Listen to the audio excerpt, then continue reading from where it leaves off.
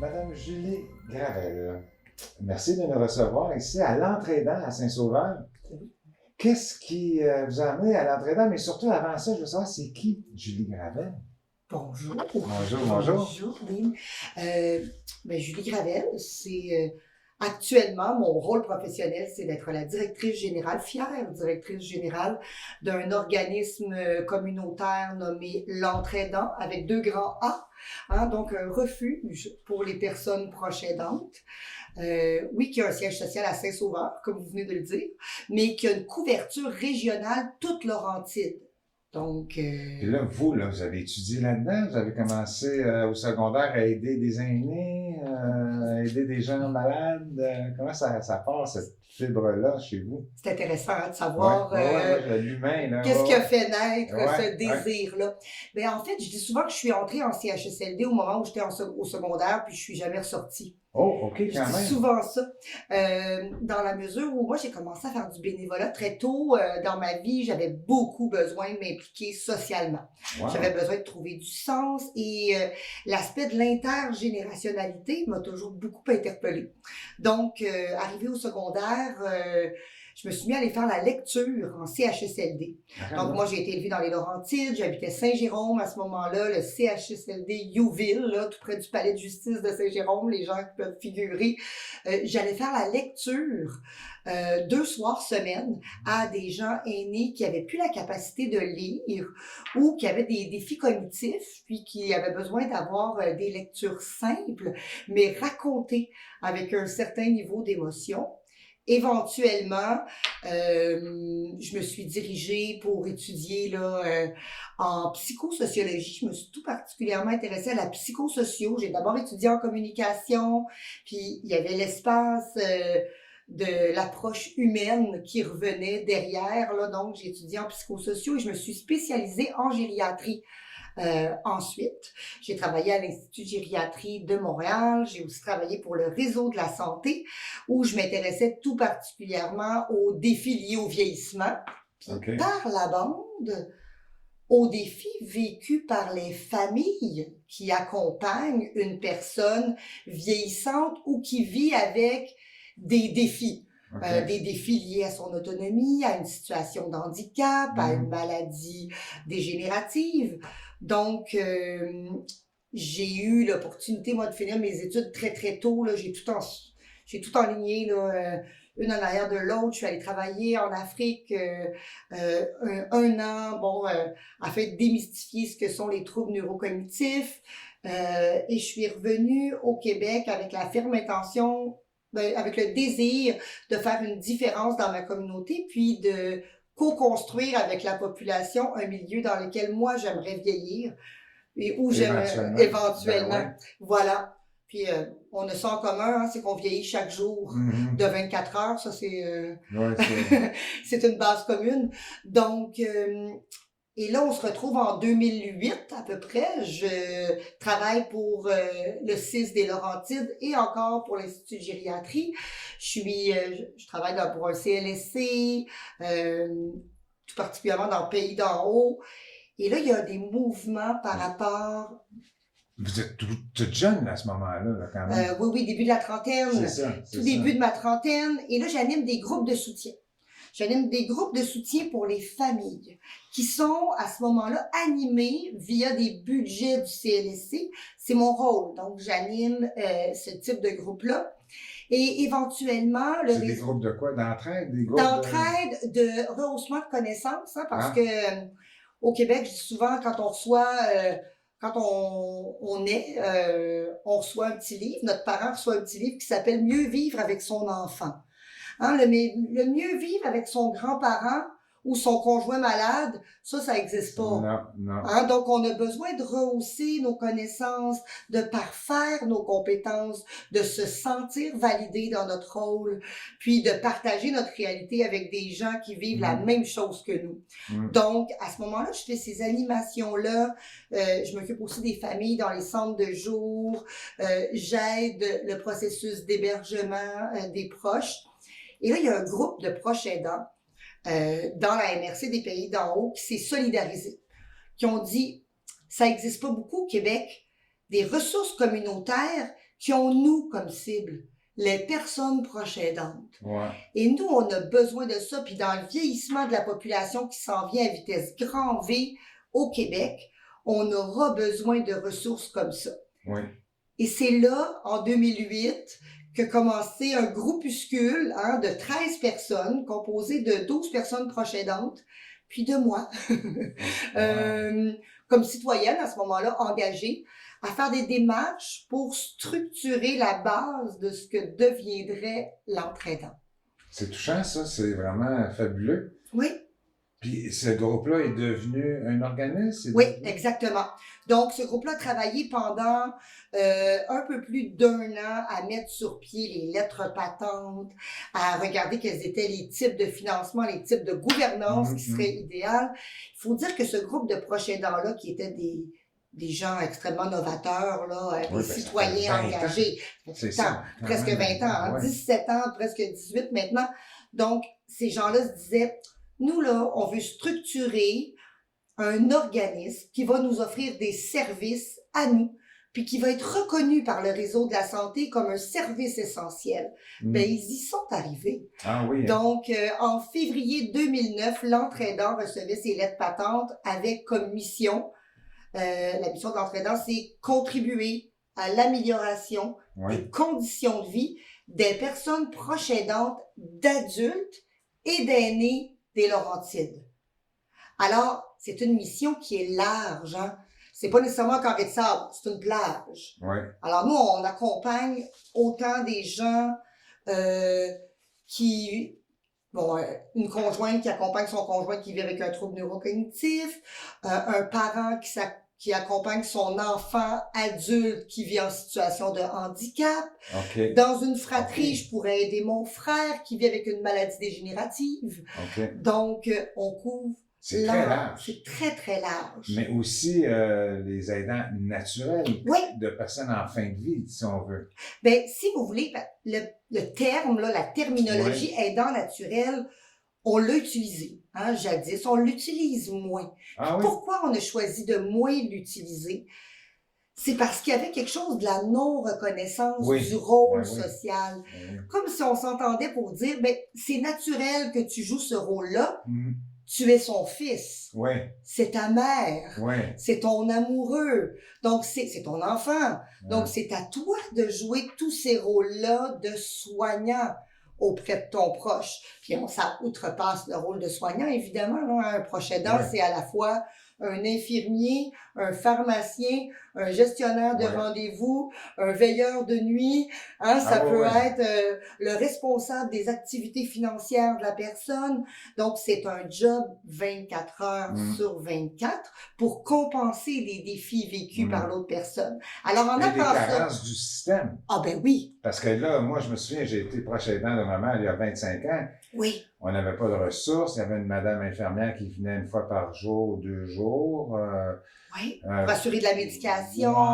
Mais quand même, après ça, on était laissés à nous-mêmes, les enfants, là, chacun de notre tour. Là. Puis on n'avait pas de guide, de rien, en fait. Non.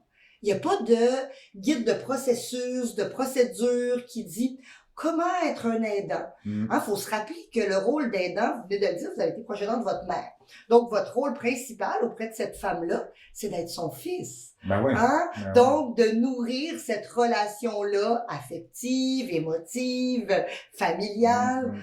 Le rôle de proche aidant est venu s'ajouter à ce rôle-là, mais sans nécessairement que vous ayez eu la liberté de choix. Non. Ça s'intègre au quotidien, souvent de façon insidieuse.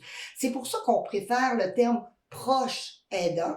Aidant naturel. Que aidant naturel. Ben oui, je comprends. Il y a quelque chose qui vient valider le rôle comme un rôle de soutien.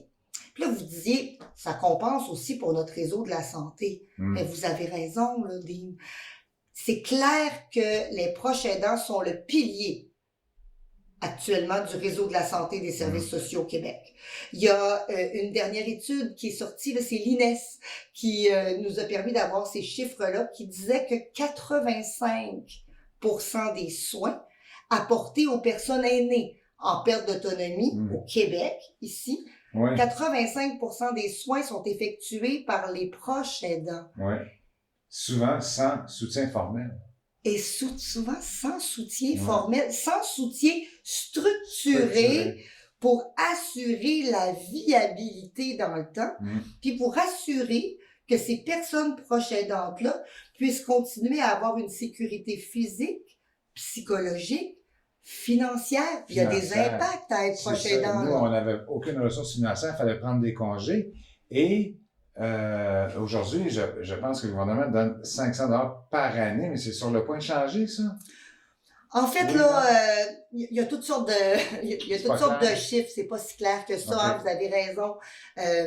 On a la politique mieux chez soi, hein, notre nouvelle politique de soutien à domicile qui vient de sortir au Québec. On salue, nous à l'entraînant, on salue qu'on investisse des sommes importantes au gouvernement du Québec pour favoriser le maintien à domicile. Alors, si je vous dis où voulez-vous vieillir, vous, Dean, puis si je pose cette question-là, mes amis, Tout le autour de moi, monde veut finir à la maison. tout le monde. Tout le monde. Tout le monde se dit, j'aimerais vieillir, voire mourir à la maison. Ouais. Ceci dit, quand on dit ça, on est en train d'imputabiliser nos proches. Nos proches. On est en train de Ouais. dire, moi je suis en train de dire à mes enfants, Je à vous mon donne la amoureux, responsabilité. Ouais, vous allez être responsable. ça va être vous Ça qui va, allez ça. devenir mes proches aidants. Ouais. Donc, à partir du moment où on veut vieillir chez nous, au Québec, on devra venir soutenir le 85% de soins qui est offert par les personnes proches aidantes, mais au niveau financier, c'est pas si évident que ça. Ça fonctionne Oui, il existe certaines formes d'allocation. C'est ce qui a été annoncé là, dans les dernières semaines. Donc, le gouvernement nous a... Vous savez qu'il y avait le chèque emploi-service qui existait déjà. Maintenant, on l'appelle l'allocation d'aide à domicile. Okay. Donc, on parle... Les journaux ont titré « Une rémunération pour les personnes proches aidantes ». Dans notre œil, à l'entraidant, nous, ce qu'on dit, c'est « faisons attention ». On parle pas de rémunération, on va pas payer les proches aidants pour être des proches aidants. Cette allocation-là est bien une allocation, une compensation minimale financière pour une prestation de soins. Ça veut dire, par exemple, Dean, que vous prenez soin de votre mère, elle a besoin de 2 bains par semaine, vous dites, ma mère, va le faire. Puis ma mère est confortable avec moi. Avec moi, elle va le faire, puis elle va accepter, elle résistera pas à ses soins. Fait on considère que c'est 6 heures par semaine, donner 2 soins d'hygiène complets. Ben, vous allez pouvoir être payé 6 fois 21 heures. Donc, c'est une rémunération qui n'est pas une rémunération. 21 $ de l'heure. Oui, exactement. Oui, excusez-moi, 6 heures fois 21 $.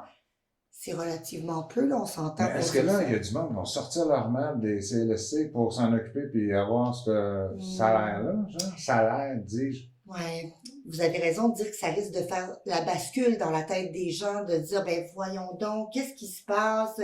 Ça va questionner. Il faut quand même savoir que l'allocation d'aide à domicile, c'est une décision du soutien à domicile qui dit, votre parent, votre conjoint, votre proche a besoin de X nombre d'heures de soins pour être maintenu à domicile et on va vous en octroyer X nombre. Auparavant, on demandait à la personne proche aidante de trouver quelqu'un à l'extérieur de la famille pour effectuer ces tâches-là. Maintenant, ce qu'on dit dans la nouvelle mouture de la politique, avec son cadre de référence qui est encore à étudier, là, je vous dirais qu'on n'a pas eu le temps de faire le tour. Ce qu'on en comprend à l'heure actuelle, c'est que les personnes proches aidantes, on vient d'ouvrir pour que les personnes proches aidantes puissent avoir accès à cette allocation-là. Par contre, ce que ça veut dire aussi, c'est que si je reçois cette allocation-là, peut-être que ça vient se mettre en porte-à-faux si je recevais, par exemple, des prestations d'assurance-emploi parce que j'accompagne ma mère qui est en fin de vie. Je reçois peut-être des prestations de compassion. Et à ce moment-ci, si je recevais des prestations de compassion, avoir un salaire de plus via de l'allocation d'aide à domicile, ça viendrait amputer l'autre. Bien sûr. Donc, vous comprenez que prenons pas de décision trop rapidement. Prenons le temps de bien s'informer. Puis ce qu'on nomme au proche aidant, c'est votre intervenant pivot dans votre CLSC, là, dans votre CIS va devenir votre meilleure source d'information. C'est souvent des infirmiers, des infirmières ou des travailleurs sociaux. Évidemment, si vous appelez à l'entraidant parce que vous avez des questions, on va pouvoir vous accompagner aussi. C'est ce qu'on fait sur notre ligne d'accueil 7 jours sur 7. Ça, c'est bon parce que là, vous nous aidez à mieux comprendre ce qui s'est passé il y a quelques semaines. Et parlons donc de cette ligne 7 jours sur 7. Là, ça prend des ressources, ça prend du monde. Bien sûr. L'entraidant, je peux vous faire un portrait de notre équipe. Ouais. Hein? Donc, avant de vous faire peut-être un portrait de nos activités, de nos services. Ouais. Donc, l'entraidant, je vous l'ai dit, c'est né il y a 17, bientôt 18 ans. J'étais la seule employée au départ.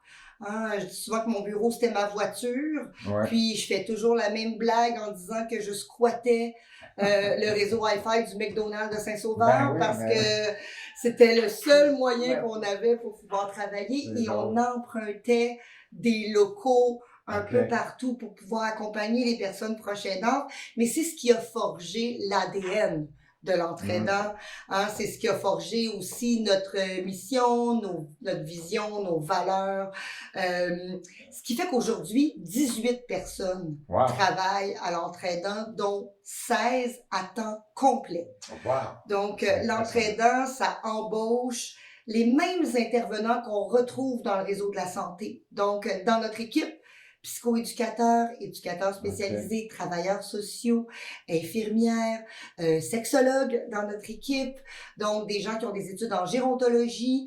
Alors, c'est une belle équipe pluridisciplinaire qui travaille aussi dans un écosystème extrêmement mixte. Hein? L'approche aidante, ça n'a pas de couleur, ça n'a pas d'âge, ça n'a pas non plus de relation avec le milieu socio-économique ou socio-démographique dans lequel on évolue. Exact. Donc, c'est une équipe extrêmement créative, mobile, souple et qui s'adapte aux besoins des personnes proches aidantes. Et c'est pour ça que notre offre de service, à travers les 18 dernières années, s'est considérablement modulée au fil du temps. Au cours du temps, oui. Exact. Elle s'adapte à son temps.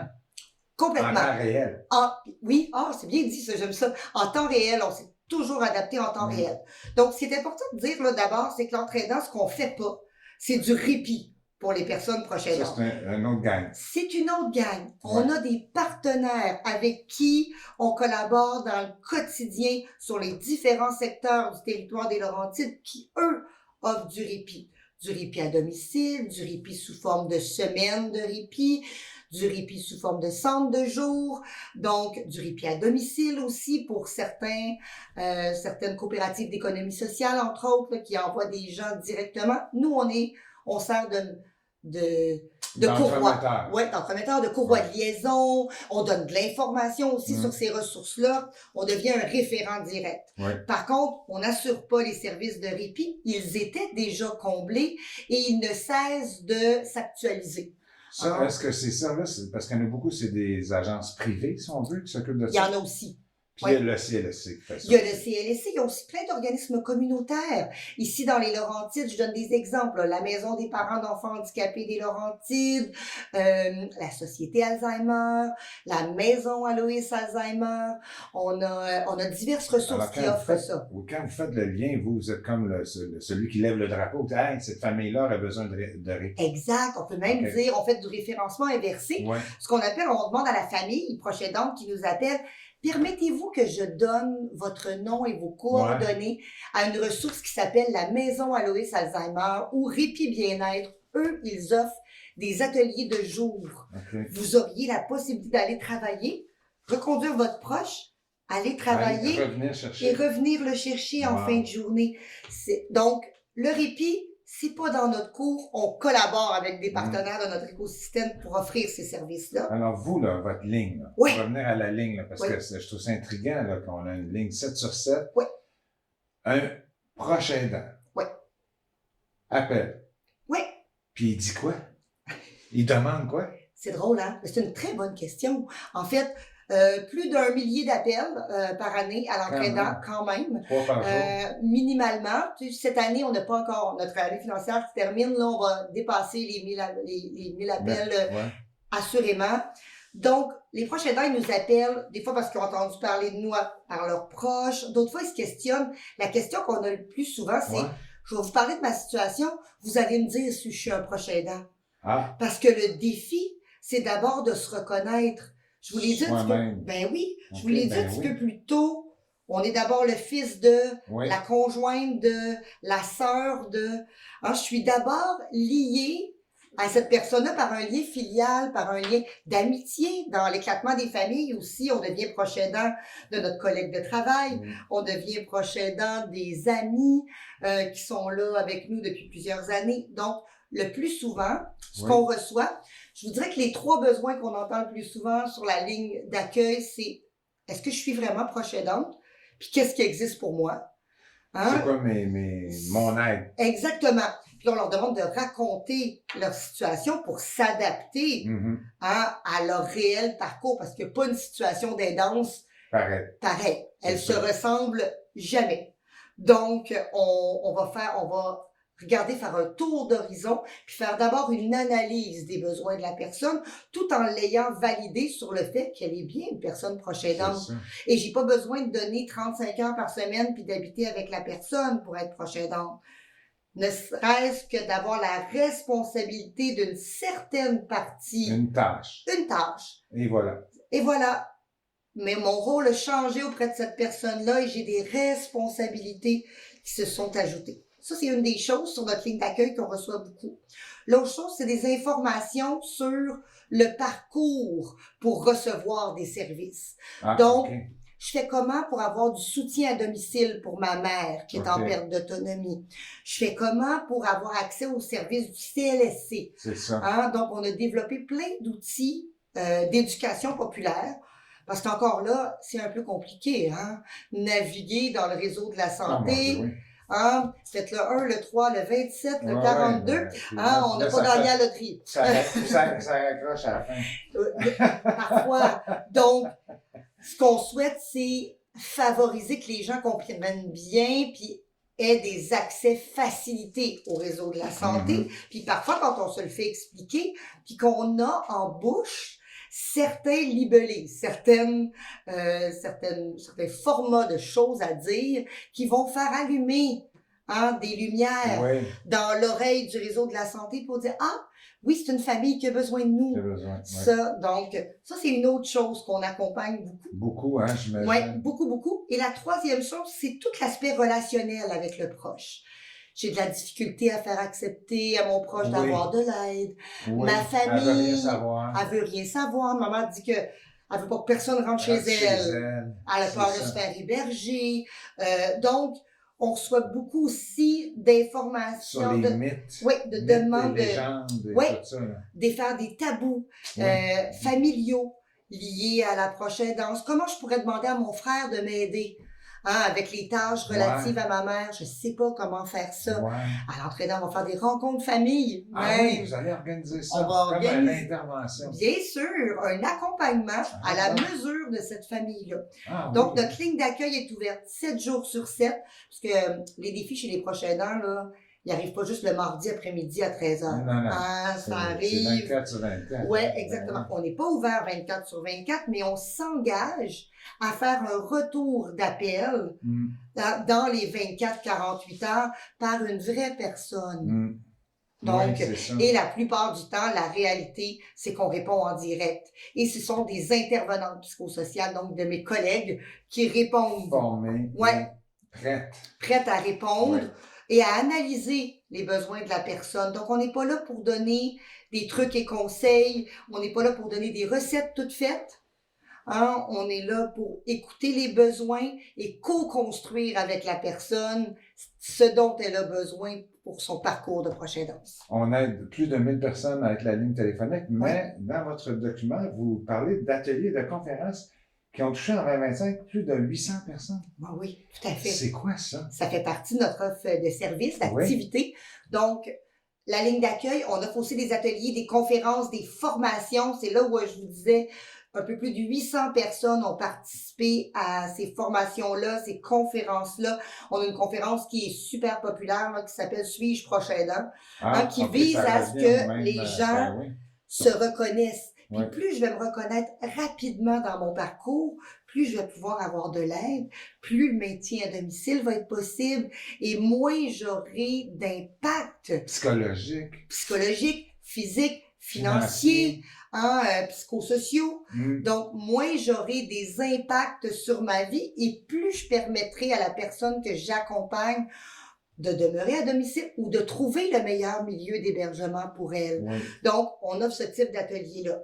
Puis toujours dans le lien individuel avec les personnes proches aidantes, on a 2 autres activités qui sont offertes. On offre du soutien psychosocial. Ça veut dire, on va aller rencontrer les proches aidants dans le lieu choisi par eux. Ça peut être dans nos bureaux. Là, on a 3 OK. points de service en plus de notre siège social. Donc, on a un point de service à Sainte-Thérèse, à Saint-Jérôme, à Saint-Sauveur ici au siège social et à Sainte-Agathe-des-Monts. Mais on se rend aussi dans les domiciles des Oui. personnes proches aidantes parce que par définition, ça se pourrait que si je suis proche aidant, je puisse pas me déplacer comme je le veux. Ouais. Parce que la personne est là, parce que je peux pas la laisser seule. Donc, on va aller les rencontrer chez eux. Wow. Donc, bon an, mal an, c'est environ 7000 heures d'intervention psychosociale qui Bravo. sont effectuées avec des personnes proches aidantes. Et associé à ça, il y a les services de coaching. Là, vous allez me dire c'est quoi la différence? Ouais, Il y a du coaching, puis de la relation d'aide, là, du soutien psychosocial. Le coaching, ça vise à régler des défis de la vie quotidienne à court terme. Par exemple, moi, j'ai besoin d'aller reconduire ma mère le matin 2 fois par semaine au centre de jour. Mais là, depuis 2 semaines, elle veut pas s'habiller pour partir le matin. Ah, OK. Là, je me sens inconfortable avec ça. Je peux pas la sortir, c'est l'hiver. Je peux pas la forcer. Je peux pas la forcer, je veux pas la forcer. Je veux pas, ouais. Ça amène des tensions entre nous. Oui, oui, ça oui. fait 2 fois qu'on y va pas finalement au centre de Ouais, jour. Je ouais, manque ouais. ma journée de travail. Alors là, la personne pourrait appeler l'entraîneur et dire, voulez-vous m'aider à trouver des stratégies? OK. C'est là le coaching. C'est là le coaching. Et là, on va même se déplacer vers la maison. On va aller rencontrer.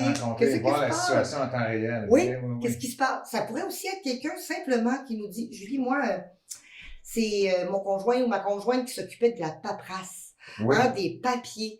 Et là, je viens de recevoir tous les formulaires pour remplir ma demande de stationnement d'handicapé. Et là, je m'y retrouve plus. Je suis perdue. Oui. Alors, vous allez assister. On va assister, on va aller On va accompagner. aider. On appelle ça un coaching direct Wow. qui améliore la qualité de vie de la personne. C'est fascinant. Je pensais pas que c'était aussi complet et aussi large. Et puis, on a des groupes de soutien aussi. Oui, c'est ça. On a des groupes de soutien. On en a 11 différents maintenant. 11 groupes de soutien différents. 5 qui sont animés dans 5 municipalités du territoire des Laurentides de façon hebdomadaire. C'est pour la clientèle proche aidante en temps réel, là, peu importe quel type de proche aidance vous assumez. Puis dans les CHSLD ou autres sites d'hébergement privés et ou OBNL. Là. Exactement. Ouais. Donc, on a aussi 3 groupes de soutien qui sont dédiés spécifiquement aux personnes proches aidantes de quelqu'un d'hébergé. Souvent, on pense que quand la personne est hébergée, ben, dans le langage populaire, souvent on dit, ben, est-ce que tu es encore proche aidant? Ben, certain.